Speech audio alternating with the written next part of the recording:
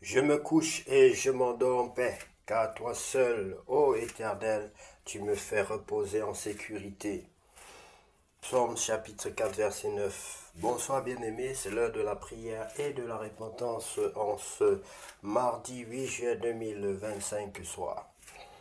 Éternel mon Dieu, alors que la nuit approche, je viens déposer devant toi cette journée écoulée. Merci de m'avoir accompagné du matin jusqu'à ce soir. Merci pour ta protection. Merci même dans les moments que je n'ai pas vu.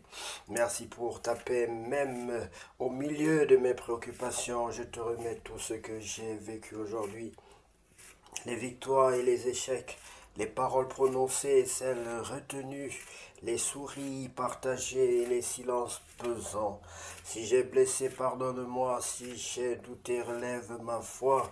Si j'ai eu peur, rappelle-moi ta fidélité. Seigneur, je me tiens devant toi, tel que je suis, fatigué peut-être, mais reconnaissant, avec mes limites, mais aussi avec l'espoir de ton amour qui ne faillit jamais. Ta parole déclare dans le livre de Psaume chapitre 4 verset 9. Je me couche et je m'endors en paix, car toi seul, ô Éternel, tu me fais reposer en sécurité. Bien-aimé, sois béni. Dieu est fidèle du début à la fin. Il ne dort pas. Il veille sur toi. Tu peux tout lui confier.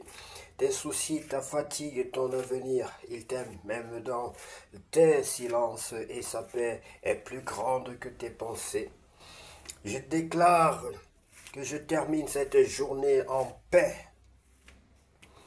Je ne crains pas la nuit car Dieu est avec moi. Amen. Je choisis le repos, je choisis la confiance.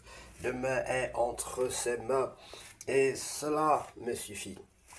Seigneur, accorde-moi un sommeil paisible, guéris les blessures du jour, renouvelle mes forces pour demain et que dans la nuit mon cœur te loue. Encore au nom de Jésus-Christ de Nazareth, j'ai ainsi prié. Amen. Sois béni, bien-aimé. Si tu veux devenir chrétien, tu dois reconnaître que tu es un pécheur et demander pardon à ton Dieu. Si tu veux devenir chrétien, tu dois accepter Jésus-Christ dans ta vie comme ton sauveur personnel et ton Seigneur. Renoncer au mal, au péché et accepter de marcher dans la crainte de Dieu. Accepter de marcher selon la parole de Dieu. Bien-aimé, sois béni. Prends la position qui honore ton Dieu et tu vas donc répéter après moi. Je vais t'orienter dans la prière. Seigneur Jésus-Christ, je reconnais que je suis un pécheur. Seigneur Jésus-Christ, je reconnais que je suis un pécheur.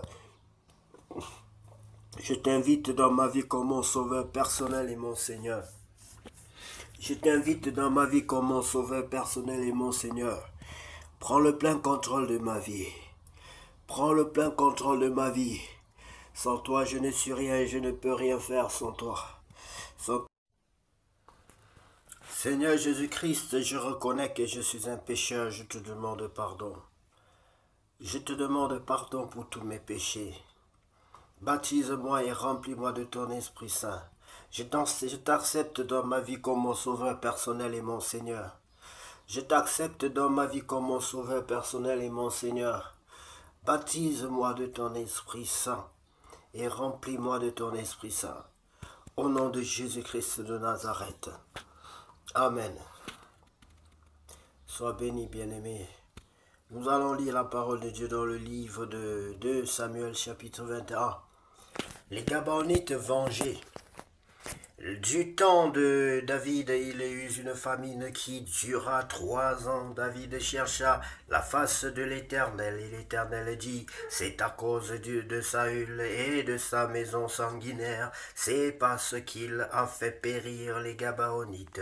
Le roi appela les Gabaonites pour leur parler. Les Gabaonites n'étaient point d'entre les enfants d'Israël, mais c'était un reste des Amoréens. Les enfants d'Israël s'était lié envers eux par un serment, et néanmoins ce Saül avait voulu les frapper dans son zèle pour les enfants d'Israël et de Juda. David dit aux Gabaronites: que puis-je faire pour vous, et avec quoi ferai-je expiation afin que vous bénissiez l'héritage de l'Éternel? Les Gabaronites lui répondirent: ce n'est pas pour nous une question d'argent et d'or avec Saül et avec sa maison, et ce n'est pas à nous qu'il appartient de faire mourir quelqu'un en Israël. Et le roi dit: que voulez-vous donc que je fasse pour vous?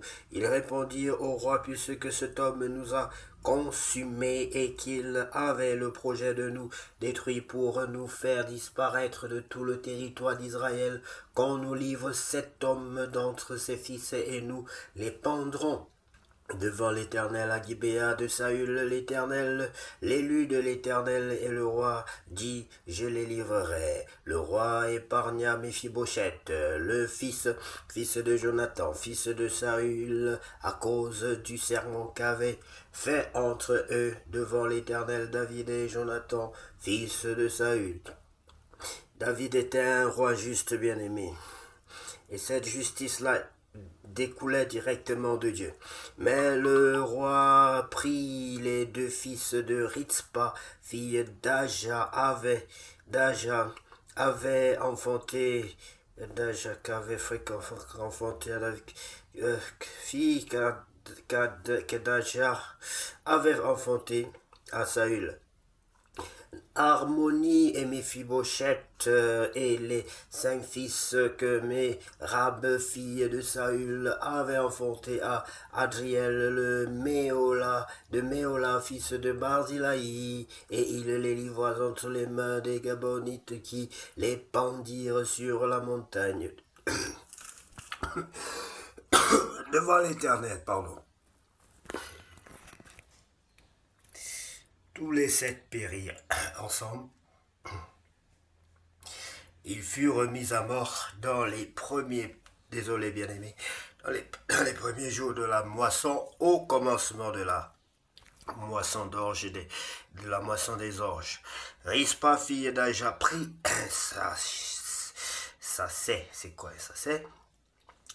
L'étendit sous elle contre le rocher, depuis le commencement de la moisson jusqu'à ce que la pluie du ciel tombe sur eux, et elle empêcha les oiseaux du ciel de s'approcher d'eux pendant le jour, et les bêtes des champs. Pendant la nuit, on informa David de ce qu'avait fait Rispa, fille d'Aja, concubine de Saül.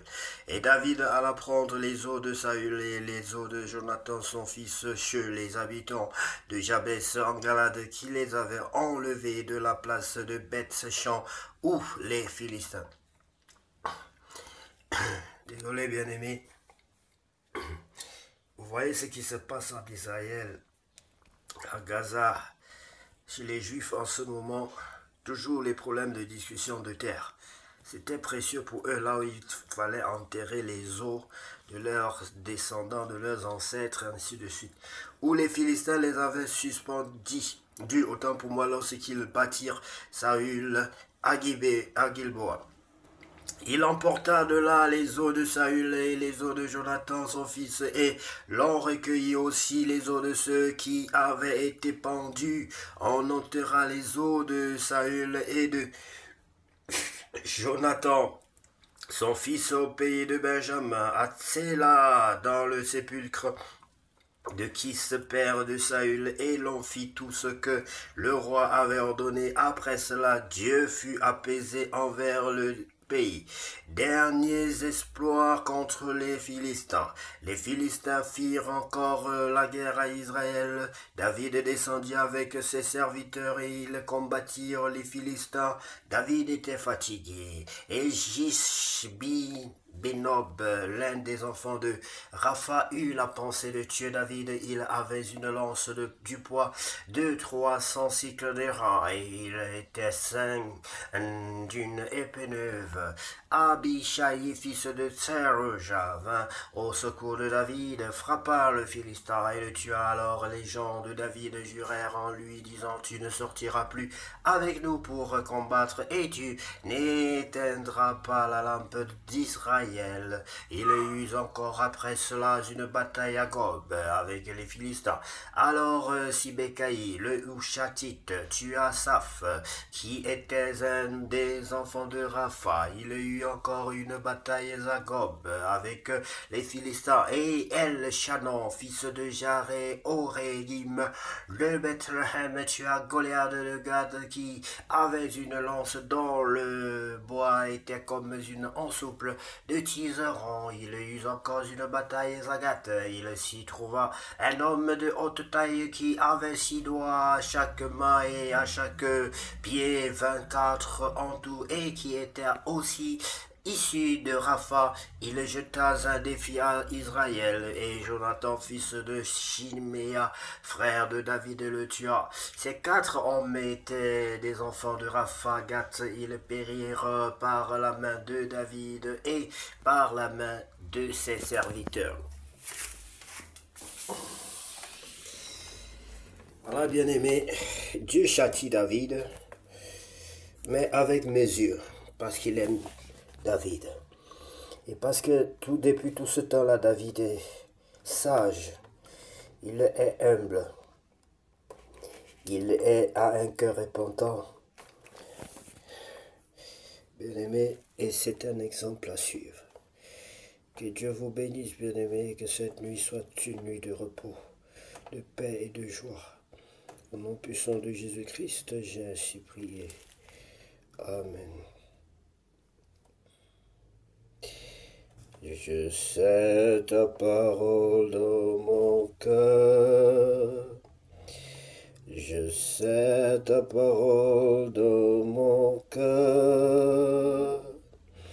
Pour ne pas pécher contre toi, Seigneur. Je sais ta parole.